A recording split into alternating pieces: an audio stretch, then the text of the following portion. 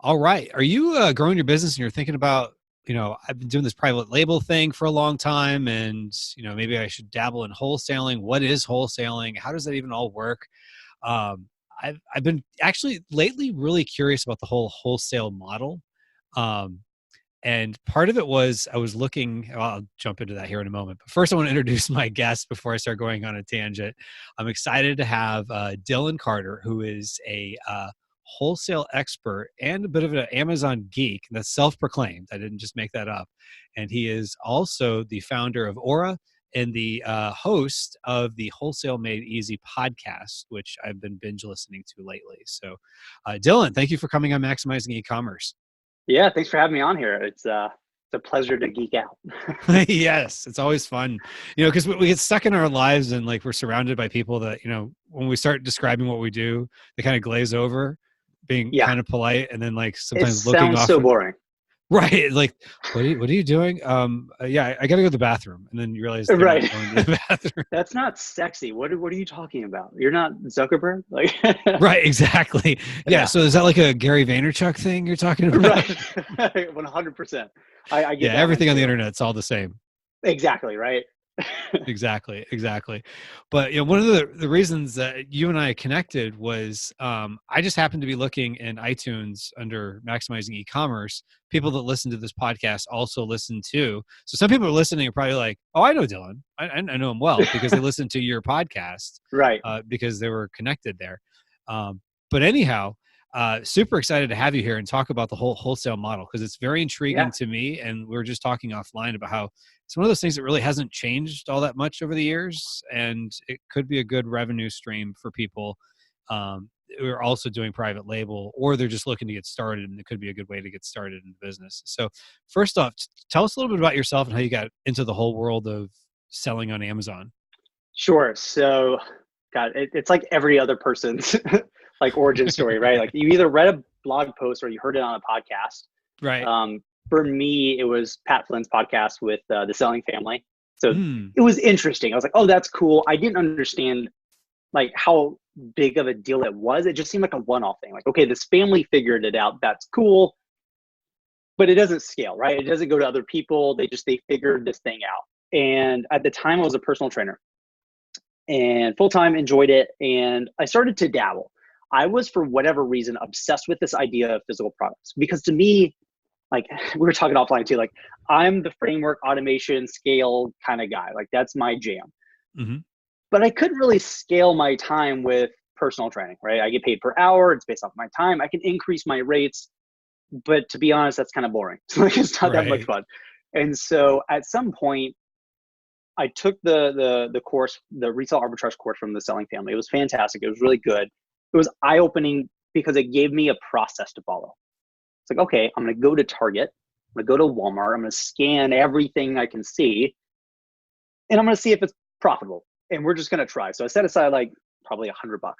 And at the time, I didn't have a whole lot of time. So I would spend the weekends and I would just go and just try to find things. And it worked. I mean, surprisingly, I made some money. I was like, okay, this is real. I proved it, I proved it to myself, right? Right. We all go through the same phases.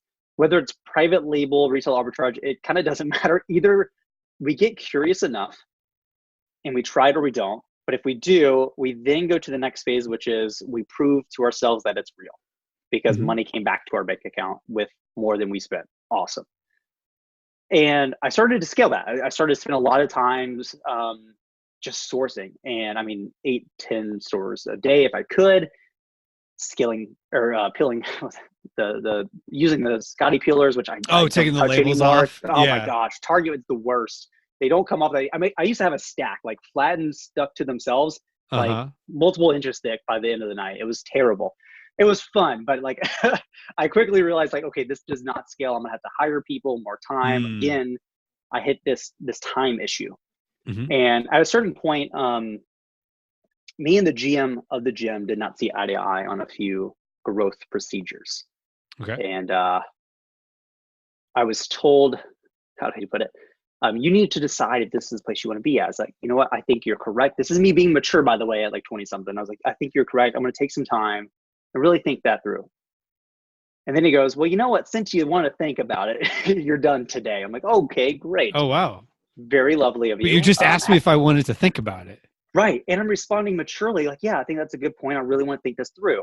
And I loved Right. what I did, by the way. Like I started working with like children more, dealing with obesity, dealing with self-esteem issues, confidence issues, things that I Mm, dealt with as a kid too. And it was incredibly fulfilling. right.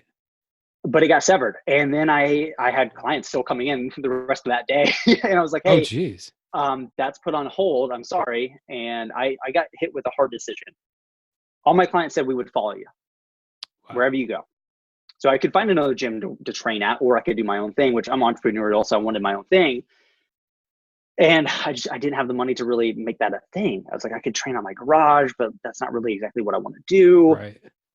And I made the hard decision that, you know what, this is the next phase of my life. And I doubled down. I doubled down on retail arbitrage to pay the bills.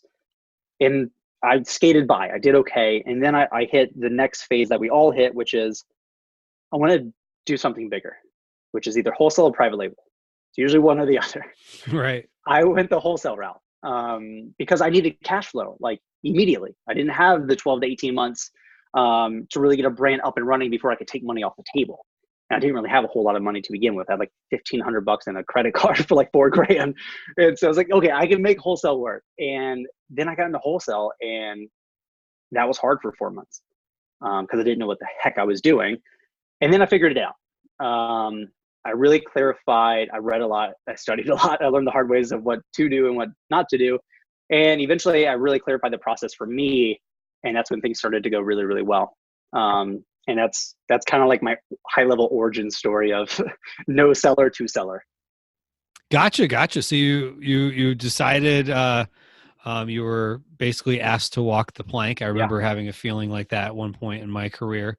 And, the thing of it is, those things, sometimes in the moment, they feel so awful, but they become Hmm. gifts because it's like, Yeah. yeah, you did go down a path that you wouldn't have gone otherwise. I love those periods. This is the weirdest thing. I've learned a lot in the last 2 years. Hmm. Just me as a person, and I'm on like business model too. And so it's nice to kind of see some patterns and say, okay, that's actually a principle. It's not just specific to this business model. And I've realized that at any point in time for your business, there's a single growth lever you can pull. That if you just do that one thing, it will have the largest positive impact on your company, on your business, outside of anything else. There's always one. It's always the hardest decision, though. It's Mm, literally every single time the hardest thing you have to do, but it matters so much because it's hard. It's a filter, right? Where a lot of business owners are not willing to do those hard things, so they stop growing. And like, well, what did you do different than me? I just pulled that growth lever. I didn't care how hard it was. But you have that in personal life too. Sometimes it's this is going to be painful, but I'm going to learn a lot. I'm going to have to figure things out. I, for whatever reason, am a masochist, and I like to put myself in a corner because when I transitioned to wholesale, I realized that if I didn't make it a priority and have extreme focus on that singular business model, it wasn't going to work for me. I just, for whatever reason, I knew that. And I told myself, new rule, you don't get to buy any inventory unless it's wholesale, period. Even though I was mm. making money from retail arbitrage and paying my bills, I said, no, you don't get to do it. Figure it out. And I knew how much cash flow I had. I was like, great, I have a few months to figure this out.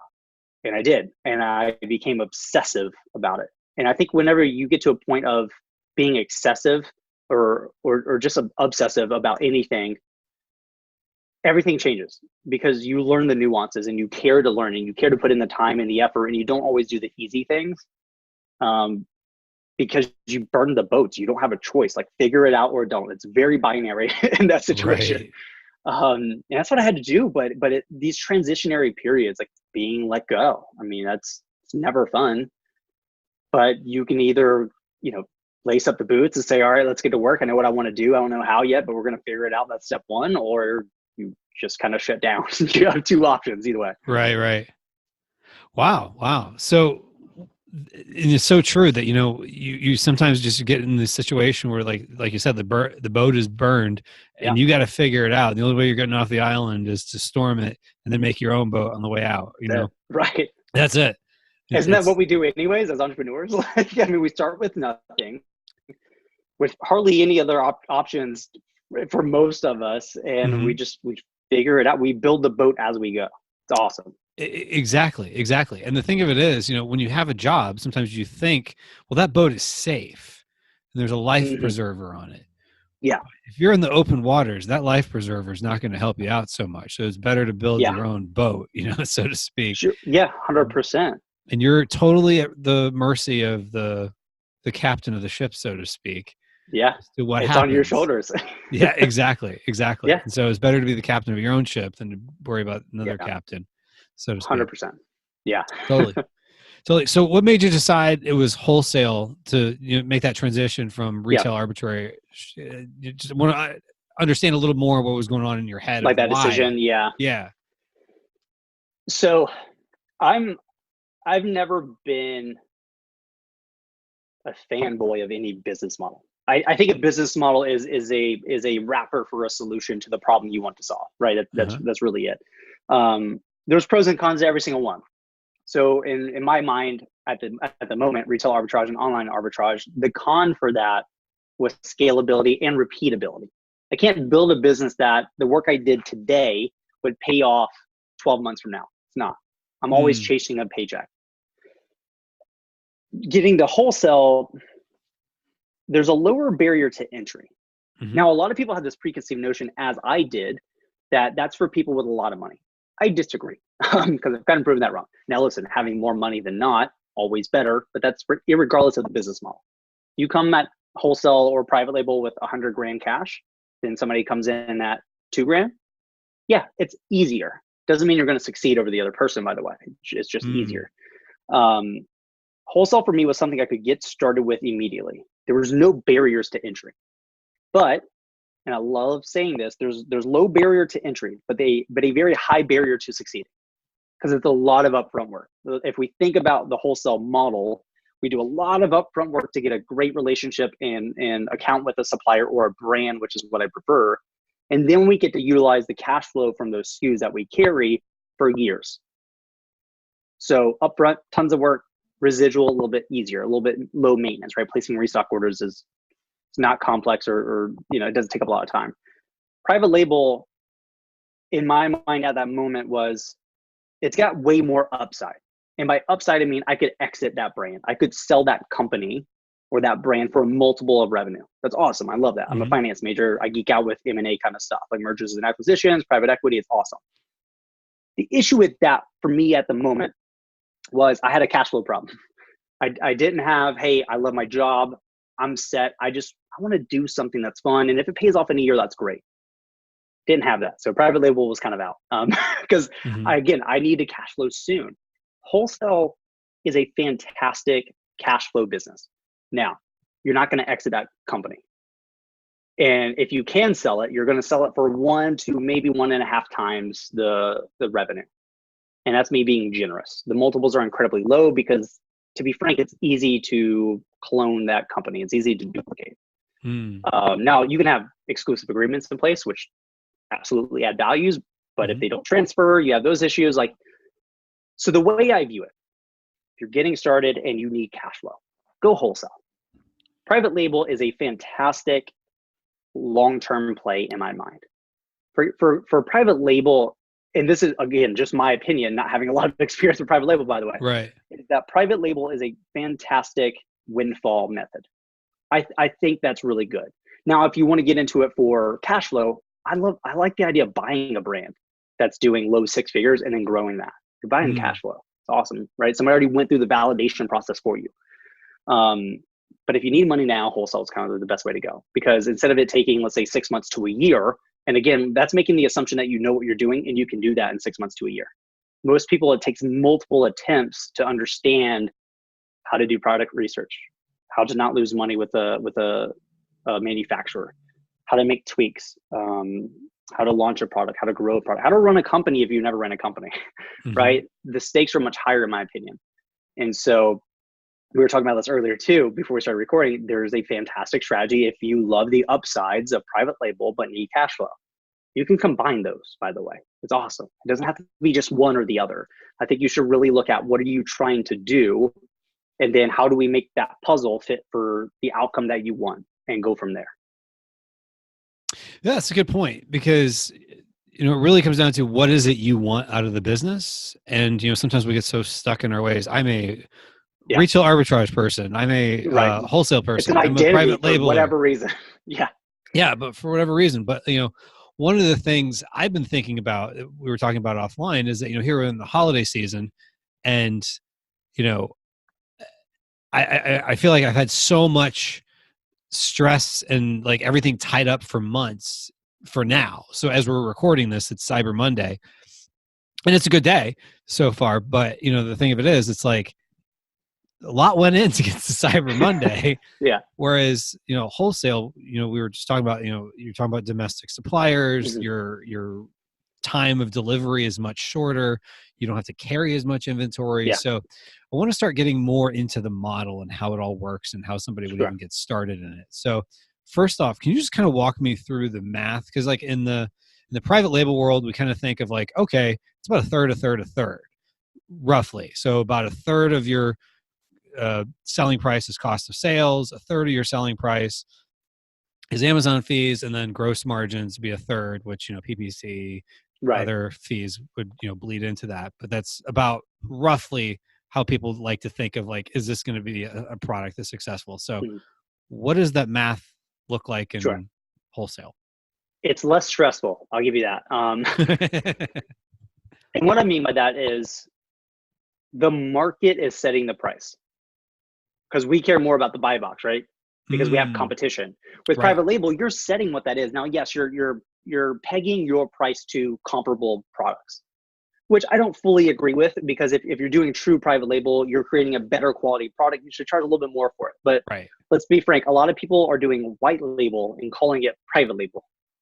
In my mind, those two are different. Right. If you're just cloning a different product, putting a different sticker on it, yeah, you're doing that, and the market's, relatively speaking, setting the price. Right. So here's what it looks like. There's less cash risk, right? So capital risk, because Mm-hmm.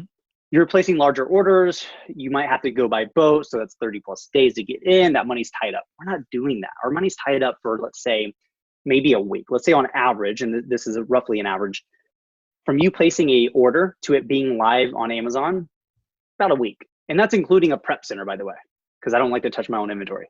Okay. So just not a good use of your time, by the way. So, Right. and it's not that much more expensive per unit.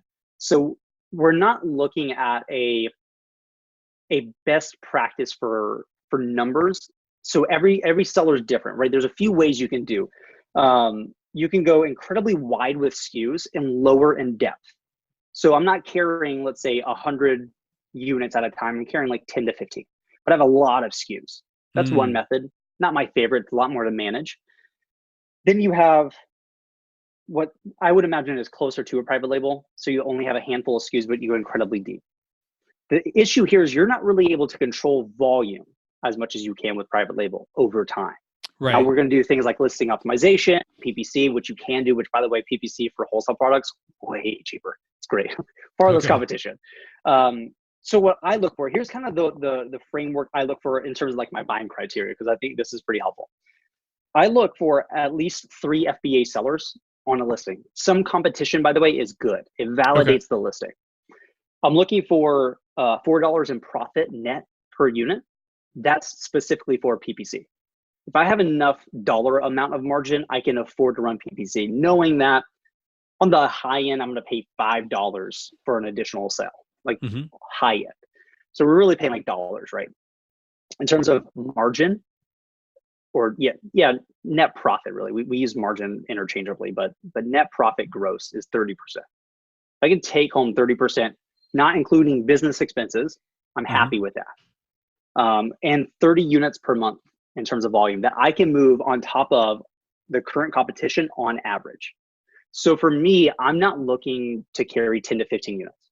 I can't move at least 30 units per month, even though it's super profitable. I won't carry it, because I'm trying to find that sweet spot of volume so basically depth to work, right? I'm trying to find what works for me. So for some sellers, they're willing to take 10% instead of 30%, which opens up a whole other floodgate of potential products. For me, it doesn't work out. I don't like that. It's too razor thin. I mean, I've seen some Right. sellers, they make $1 per unit and it's like 10 to 20% ROI, but they move, let's say 100,000 units per month. And they love it. They're like, I'm happy with this. Me, I'm good. Too many Right. logistics. I'm fine. I joke that I'm effectively lazy. And I say effective because I mean, I do work my butt off, Right. but I want to think this through strategically and not just say, oh, it's got profit by it. We don't really do that, right? We're not resale arbitrage here. We're very strict. Now, some of you just heard like 20 to 30% and like freaked out because you're used to private label margins, which I hear are a little bit higher, but again, Mm-hmm. we're going volume, right? And so we talked earlier about that churn rate, and I want to be able to ship in units. Let's say it arrives on Monday. In 2 weeks, I want 100% of those units gone, sold with profit. So my churn rate's high. So whereas with private label, because the way the logistics work, we're placing such a large order. Mm-hmm. With wholesale, it's different. It's very odd. You actually want a higher frequency of orders because you're trying to stay on the fence of, I almost ran out of stock, but I did it. From a cash Mm-hmm. flow standpoint, right? It makes sense Mm-hmm. because we're always adding new SKUs, new brands.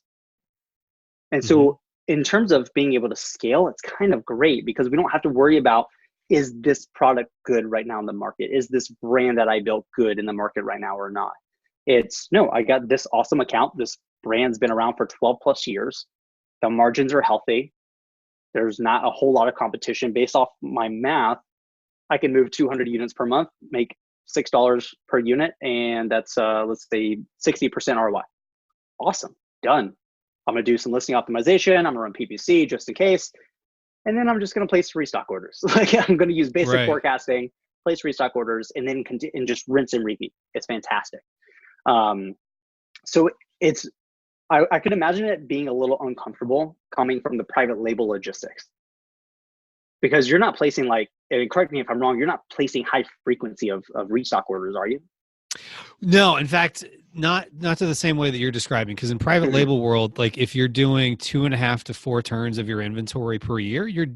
it's a successful product. Okay. So like you're so really you're talking about 3-4 orders a year. Okay. We're placing orders every week. Wow. But again, yeah, well, because you're staggering it, right? Yeah, that's more Um, like kind of like a brick and mortar store would order. Is almost yeah, kind of the way you're ordering. exactly, exactly. Because we have the competitive aspect, having too much inventory can become a negative issue where it does get stuck. Mm-hmm. I've seen that happen. So we can do risk mitigation. So there's a lot of things I do to mitigate risk, right? Similar to what you do with private label. You're not just going to place a massive first order and be like, I hope it goes well. Like, no, you place a Right. small one. It's a test order, right? And I actually stole this from private label. So, well, Mm. listen, although the math tells me everything is good, I don't actually know that. It's all an Mm-hmm. assumption. It's an estimate. It's statistics. So I started placing very small test orders. So MOQ, we still have MOQs. They're way lower though. It's like Right. $500. You're like, great. five hundred You ship it. dollars, not 500 units. Yeah, exactly. Oh Yeah, wow. it's super low. And so what I'll do is I'll order a case, maybe 2 cases. And the point is not to make money off of it, although I will. The point is I want to see the logistics. I want to see, okay, I placed the order today. When's it going to ship? How long is it going to take my prep center to process and get it out? And then in total, from when I place that order to when it gets checked in and selling on Amazon, what's that time? If it's within a week, I'm pretty happy because I need to make a few tweaks in the software. Like I use Restock Pro, just helps with forecasting. Mm-hmm. Lets me know, hey, you need to place this many units as a restock order on this date, and you'll be good to go, assuming nothing changes, too badly. Mm-hmm. Um, and once they start selling, I immediately call the brand, place a much larger full size order for 2 weeks. Mm. The reason why I'm doing this is, as we all know with Amazon, there are plenty of things that can go wrong that are not obvious. Mm-hmm. So I'm looking for red flags. I'm making the assumption that I'm just dumb and I missed something that's super obvious. Mm. But here's the cool thing. If they start to sell, I probably didn't miss anything. Like I proved it to myself. It's kind of awesome. Mm-hmm. And so from a risk standpoint, I'm always looking to mitigate it, right? Because again, I come at it from, I don't have a whole lot of money. I need to get this thing cash flow positive. And listen, if I have $1,500 and I lose 500 of that, I'm way worse than somebody who had 10K and lost $2,000. Just how that works, right? So I can build in safety nets throughout my entire sourcing process, my restocking process. And so I'm very protective of the capital that I do have, but over time I'm compounding so well that I can grow the capital that I didn't have very quickly, right? Right. And again, you can use, credit cards, stuff like that, if you want to go the points route, which I'm kind of into the whole like travel hacking thing, which is awesome. Right. But I thought you needed tens of thousands of dollars to start in wholesale, and that was not the case at all. The brands loved working with me when I had real relationships and real conversations with them. But it's a method just to get started and to have cash flow and to be able to quit the job that you hate, if that's the case. And by the way, hold on a little bit longer. It will make your business better over time. Right. But a lot of people, from what I read in Facebook groups and having conversations, are like, hey, I want to start a private label brand. I want to get it to 7 figures. I've got $2,000. Let's look at the probability of that happening. Probably a little bit lower. But what if we strategically set up 2 business models under the same company? But what happens when we utilize wholesale to get you started, just to get cash flow coming in? And then you have enough cash flow, you can quit your job if you want to and keep running and growing the company. Mm-hmm. And we take the profits that it spits off for you to then go launch a private label brand like you wanted to. It's a little bit more strategic. We're playing chess, not checkers, as I like to say. But what's important here is you've done what's called a stop loss. So if you're in the finances and trading, we're basically putting a floor to you losing. Because what happens when you go that route, that private label brand completely crashes. You spent $8,000 on it. Mm-hmm. Well, it doesn't really matter. You lost $8,000, but you still have a cash flowing company. So guess what? You get to keep spitting out profits. You get to go do that again. You get more at bats. That's what I want. Right? When you have one at bat, you better really hope that it goes well. And being optimistic is fantastic. We have to be optimistic as entrepreneurs, but we should keep in mind statistics and understand how do we make that work in our favor. Because what would suck is you quit your job, like, I'm going to make this work. You spend that $8,000, it crashes. You're like, great, I have to go get another job again. You start all over. Just put a stop loss on it, right? Like, I mean, and what's great is if it does go well, if the $8,000 turns out to be 7 figures, cool. You still got this little cash flow, little business over here. It's awesome. And you can exit that company. If you want to exit the brand and sell it to a private label boutique, a private equity company, a little boutique private equity fund, go do it. You still got a business. You still have your cash flow. Right. It makes more sense. We're always inundated with this binary decision where it's got to be one or the other, right? Like you were saying earlier, like, I'm a retail arbitrage guy. I'm a wholesale guy. I'm a private label guy. Just be a business owner. Apply more strategic decisions to what you're trying to optimize for. And I promise you, like, I'm always trying to stop loss everything I do. Like, I don't want to go backwards. And this is a good way to do that. I mean, even if let's say, I like buying companies, not that I've done it a lot, but like, I like that as a finance major. So why not have a successful wholesale company that's cash flow positive, giving off profits, and then you just go buy a private label brand in the low 6 figures and grow it to 7 figures? It's a good strategy too. Right. You can acquire. So basically what you're saying is you're giving yourself more options with wholesale than just creating your own private label brand. I love having my own private label brand. I would never give it up. Well, maybe one day I'll sell it. Right. But depends on the multiple. Right. Exactly. If the right offer was made, I would definitely consider it. But more than anything, really it comes down to is there's other ways to skin the cat. And I can see having wholesale building on the side helps the snowball, which I can fund into private label and vice versa. And they can kind of go back and forth and fund each other, because what I've come to learn is, at least for a lot of the products I sell, they tend to be very giftable. So like, this is my peak season. I can use wholesale to fund my peak season of private label without pushing as much chips on the table, because that I could just multiply it throughout the year and have more options for multiplying it throughout the years. And I can see it being more nimble and being able to do more things. Now, this sounds like this is great because anybody can do this, but there has to be a drawback. If it's easy for me to start, it must be easy for everybody else. So how do you actually get started in this? Yeah. I'm a big fan of saying it's simple, not easy. Right. Okay? Mechanically, we can draw this on a napkin, and I've done that, so I can actually say that you can.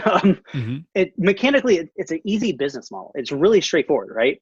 We find listings on Amazon that are already doing well, that are great brands. We contact those brands, we get wholesale accounts, we place initial orders. If everything goes well, we place restock orders, rinse, repeat. That's it. Here's why it's not easy. It's not the traditional no-face Amazon business. It's not sitting behind a computer, not talking to anybody, sending emails. It's not that. It's B2B sales, which a lot of people freak out with. And by the way, B2B sales, just sales by itself, is not intimidating. It's a conversation. Right. It's understanding the dynamics of the conversation. Where a lot of people get stuck, where I got stuck, is not realizing that what this really is, the differentiating factor between those who succeed and those who do not, is relationships. That's it. Which, by the way, is a phone call. It's not like taking people out to dinner, and it's none of that. It's amazing. Like most, I would say, outside of private label, most Amazon business models have a low barrier to entry, but a higher barrier to succeeding. It's easy to get started. It's easy to get an LLC, a bank account, credit card, all that stuff. That's nothing. But to actually go do it, it's much harder. And to succeed at it takes a lot of work and a lot of time. So I break it down into a pretty simple process. We get rid of all the fluff. We get rid of the quote unquote playing business, right? Business cards, websites. Stop.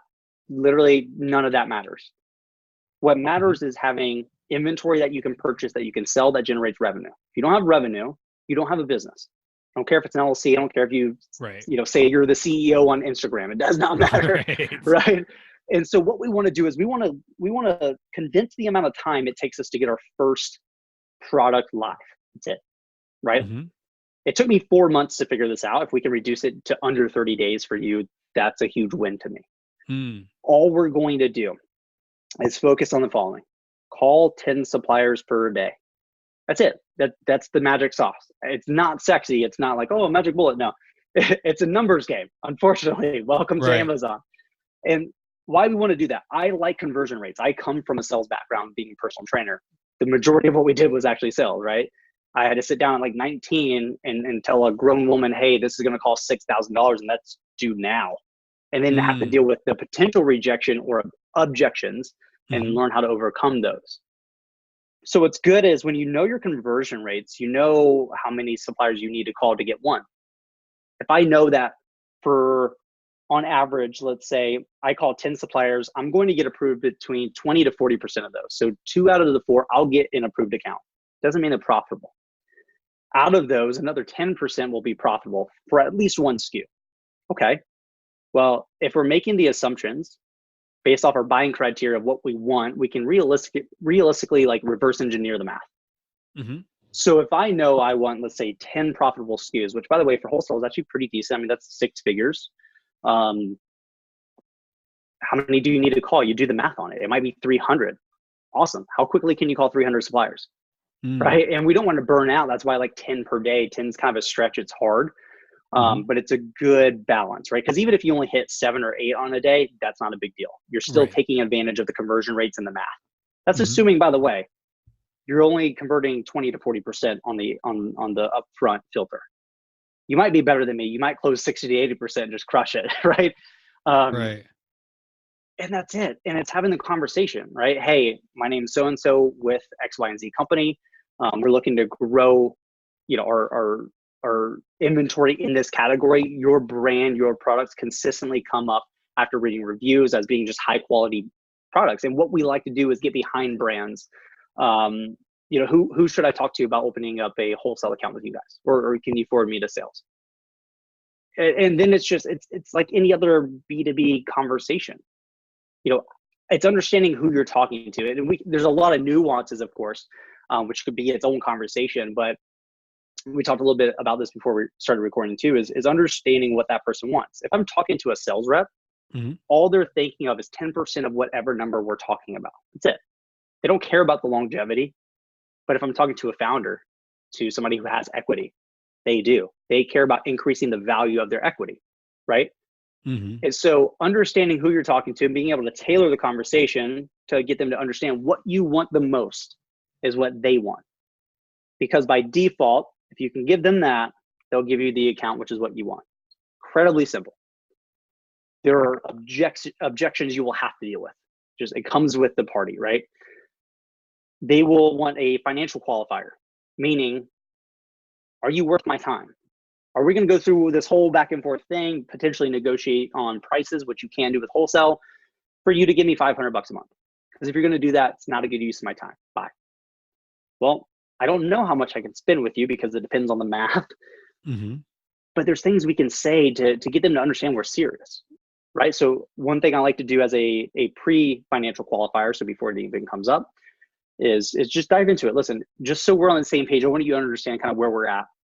Within the next 30 to 60 days, we're looking to spend anywhere between 20 to 30 grand a month with a supplier in this category. Now, if that's with just one supplier, that's what we want. But if it has to be with multiple, that's okay too. But we're really looking for a supplier that is a good fit for both of us. We want to make sure that we're not just placing restock orders and moving on. We like to build relationships. We like to understand where do you want this brand to be at in a year, and how do we fit into that?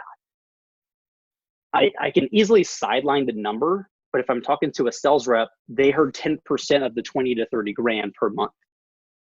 But I'm getting them to understand if I can do that with you profitably, I will do that. I'm not going to do it unprofitably. And listen, if I can spend 50 grand a month with you profitably, and I only have 20, I will go raise 30.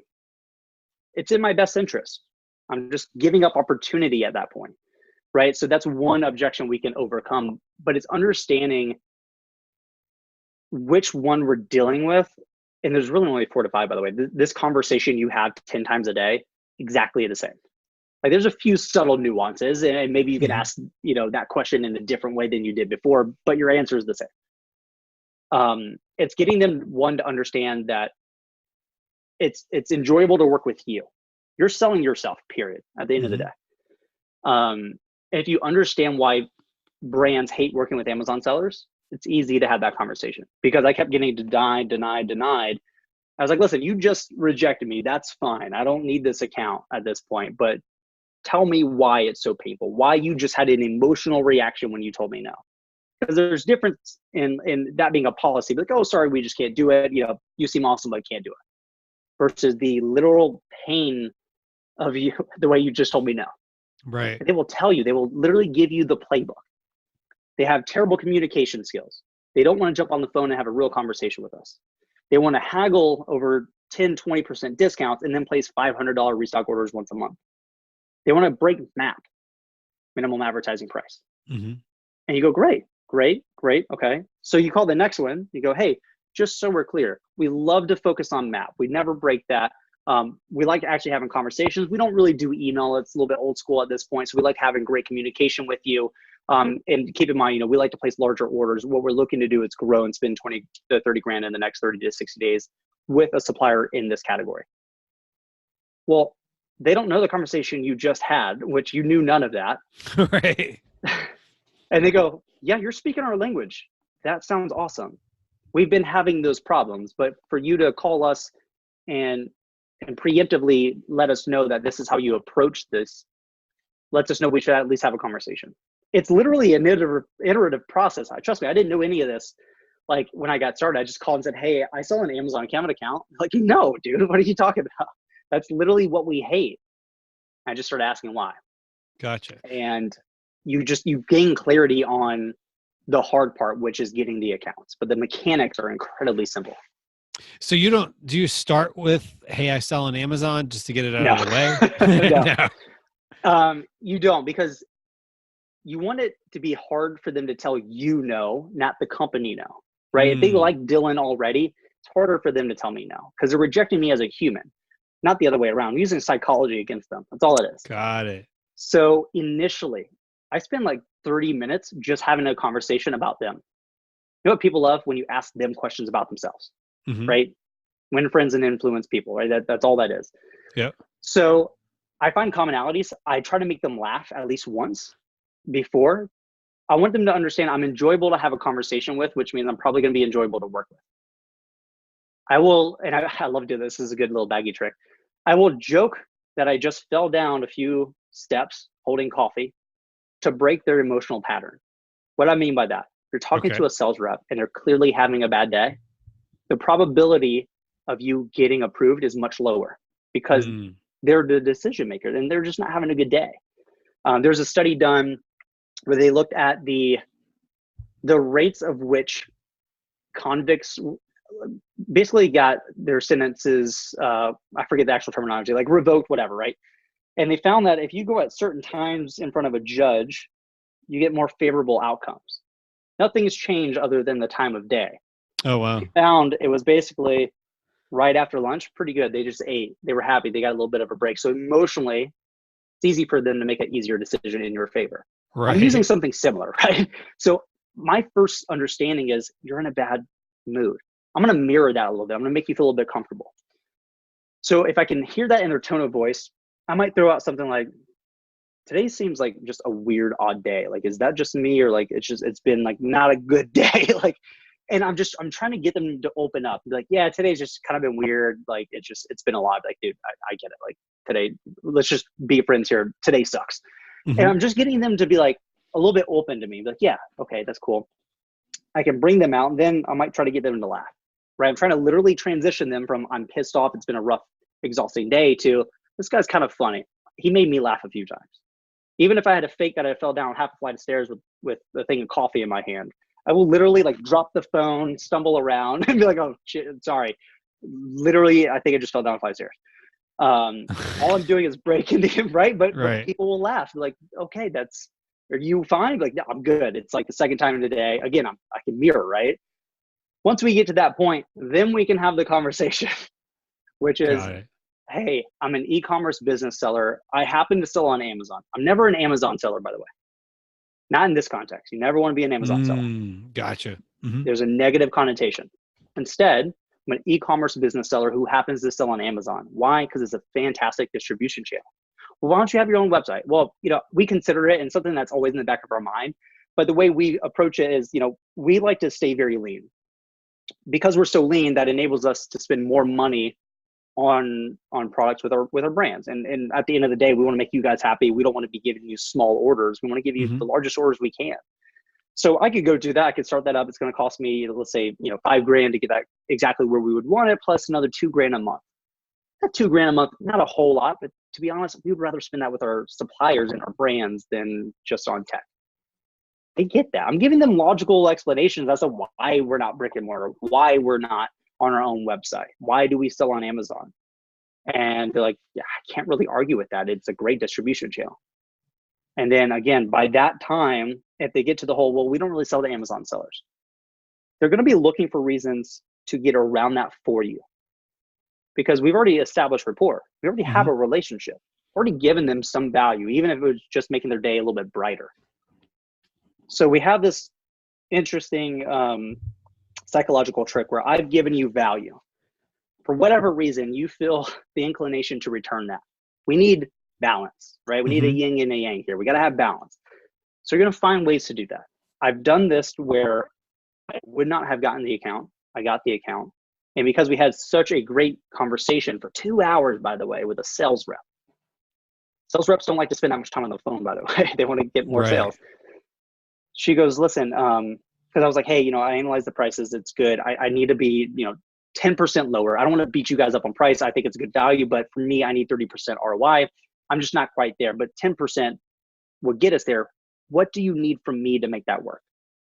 I'm not just asking for it. I'm willing to be flexible too. She goes, you know what? We don't really promote this, but if you sign up for this association, we have an agreement that if you give us your association ID, we will immediately give you 10% off. Thank you. Easy decision. Registered for that. It was like $200 a year. Done. Gave it to her. She's like, perfect. There you go. And oh, by the way, we don't promote this either, but if you spend over 25 grand a year with us, you'll immediately get another 10% discount. Perfect. Thanks. I keep that in mind. Because now she's trying to help me, one, maximize what she wants, which is more sales. She's trying to, give me a reason to spend 25 grand a year with them, but show me why that matters. Right now we're working together. Now we're a team. Mm-hmm. And so if you can approach it that way, instead of just like, I send 400 emails a day and I hope one gets back to me. Yeah. No, go the slow route. Things initially should not scale. You're just learning. There's a steep learning curve here. And I say steep, relatively speaking. It's uncomfortable for a lot of people to jump on the phone and have conversation after conversation after conversation.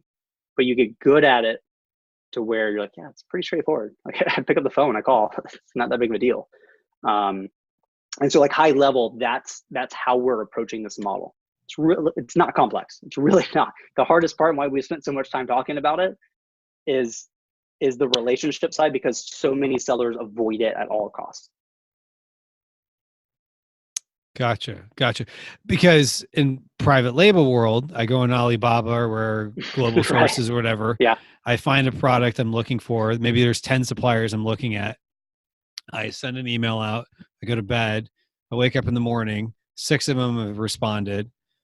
And then 2 years later, a couple of them are still emailing me, finding me on WhatsApp or Skype or whatever, and chasing me around the world, trying to get me to place an order. So it's a different world where now you're having to like sell them on. You're the chaser. Yeah. Right. Exactly. Now you're the chaser and they're the chase. So it is a different mentality.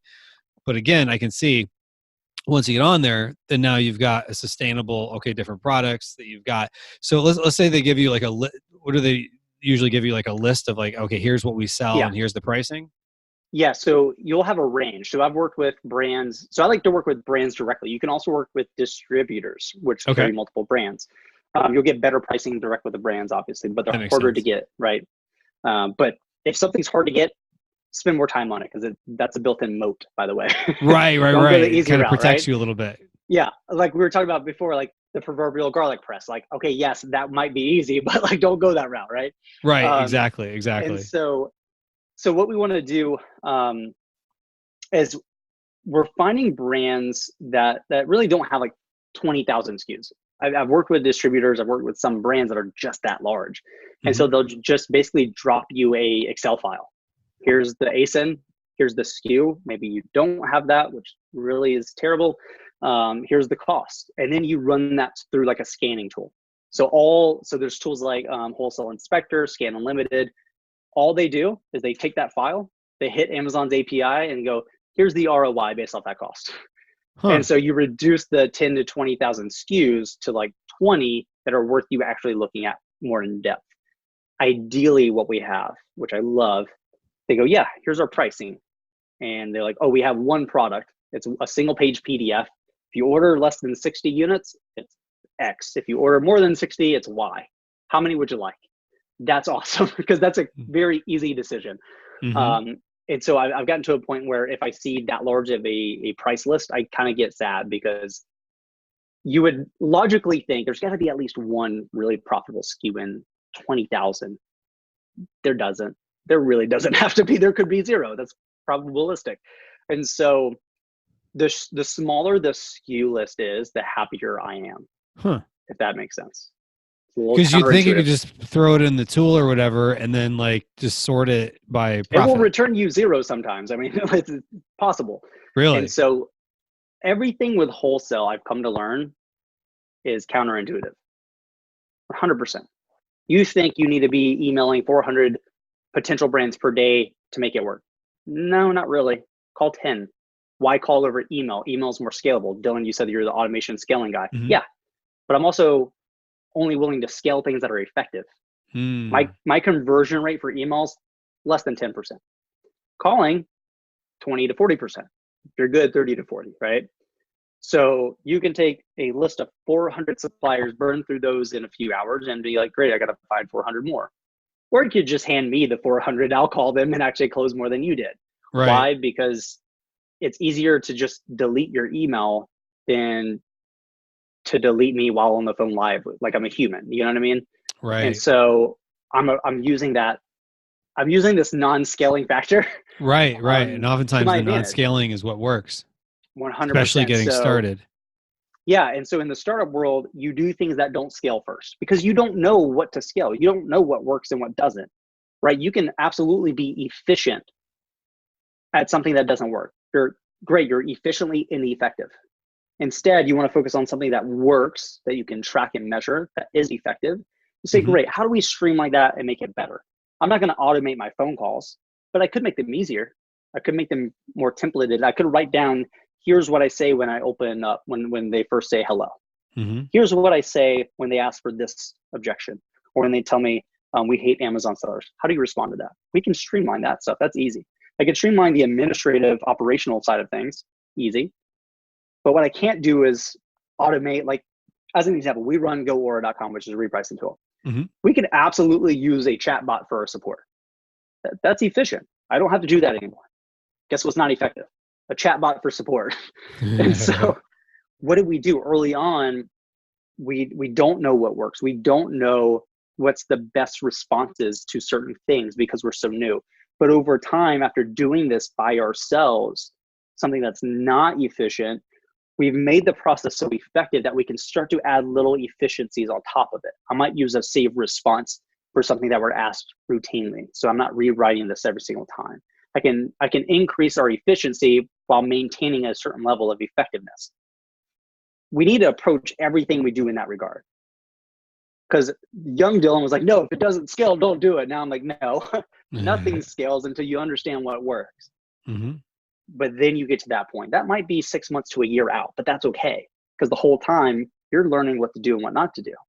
I mean, I personally did one-on-one hour-long onboarding sessions with our first 300 users. That's 300 hours. That does not scale. Oh, wow. On top of like being in like my last year as a finance major full-time too, and running everything else. Like, Right. Right. And your no, wholesale business itself. it did not scale. Right. But what I learned from that is where people get stuck. The questions that I should write are like support docs for, so that they don't have to rely on me. So they go, oh, I had Mm. this problem. They search, oh, that's how you do that. Okay, done. 5 minutes later, they have a solution.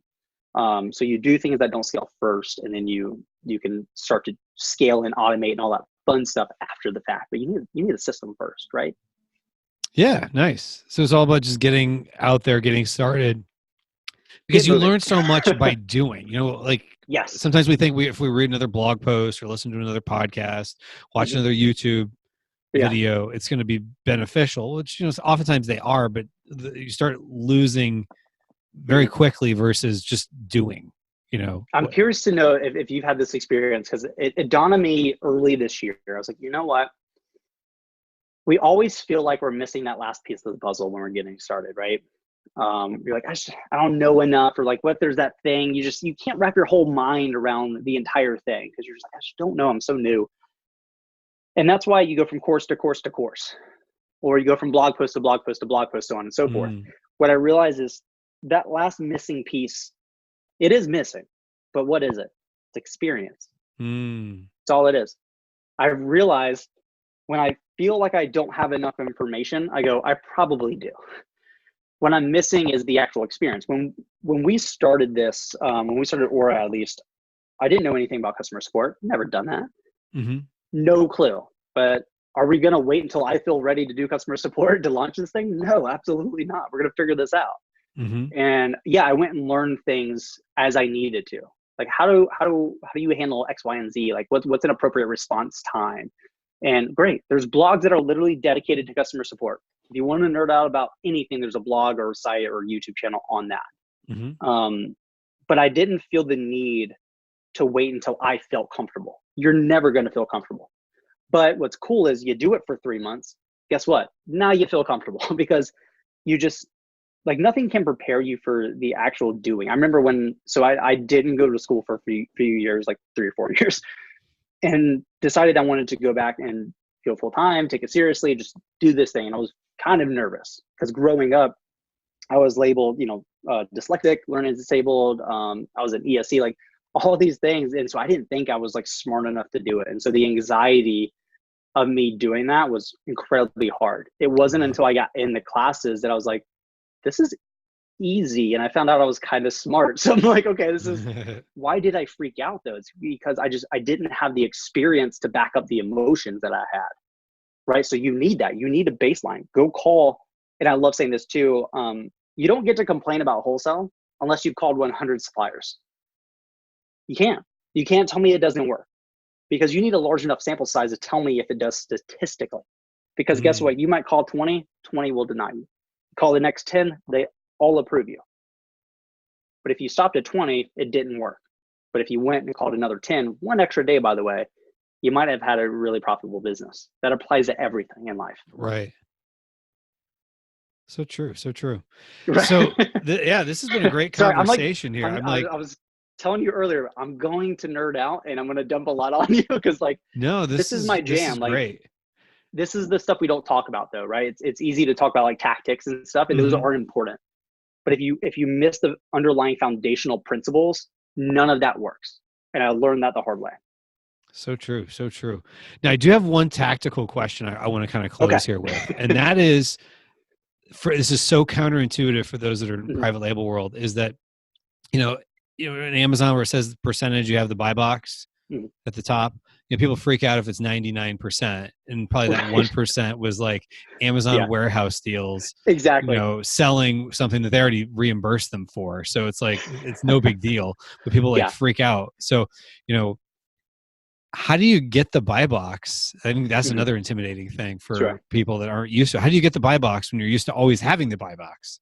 Yeah, this is why we started Aura as a repricing tool.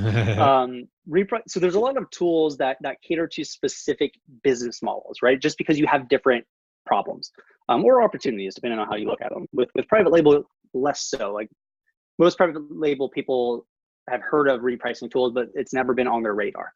Hmm. So what we have to do is be very flexible with pricing. So whereas with private label, you're used to your price basically just staying static. Hmm. Um, Instead, we're fluctuating like $5 to $10 at any given moment. So Mm. instead of optimizing for every sale, we're optimizing for the average.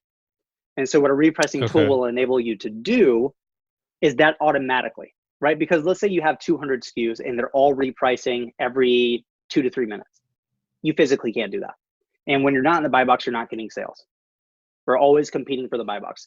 Uh-huh. So to get, 30 plus percentage, okay, but to get 60+% buy box ownership with, RA, wholesale, so on, it's really good. Oh yeah. And and so you're using tools, you're just using machines to utilize an algorithm to do that for you.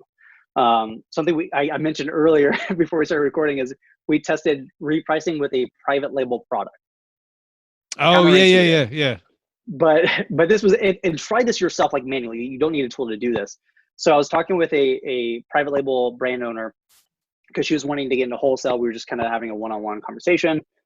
And she's like, what's interesting is every time I change my price just a little bit, I get a little uptick in sales. So I was like, well, I wonder if that's a signal to Amazon. So I was like, hey, sign up, jump into a repricing tool. She happened to use ours because I wanted to manage it. And I said, you know what, we're going to toggle on repricing with no strategy. So a strategy is just the rule sets or the algorithm that the tool follows. Otherwise, it Hmm. doesn't know what to do. Right. So Aura specifically has a safety net feature, meaning every 3 hours, there's not a repricing activity because we're reactive to your competition. If nothing changes on a listing for 3 hours, we just immediately increase your price by a penny and take it back down real quick. You hardly notice it. We're just Hmm. making sure that we're always having updated information. So it's like, let's do that with no strategy because there's no competition. So we do it. So every 3 hours, we just spike her price by a penny and take it right back down.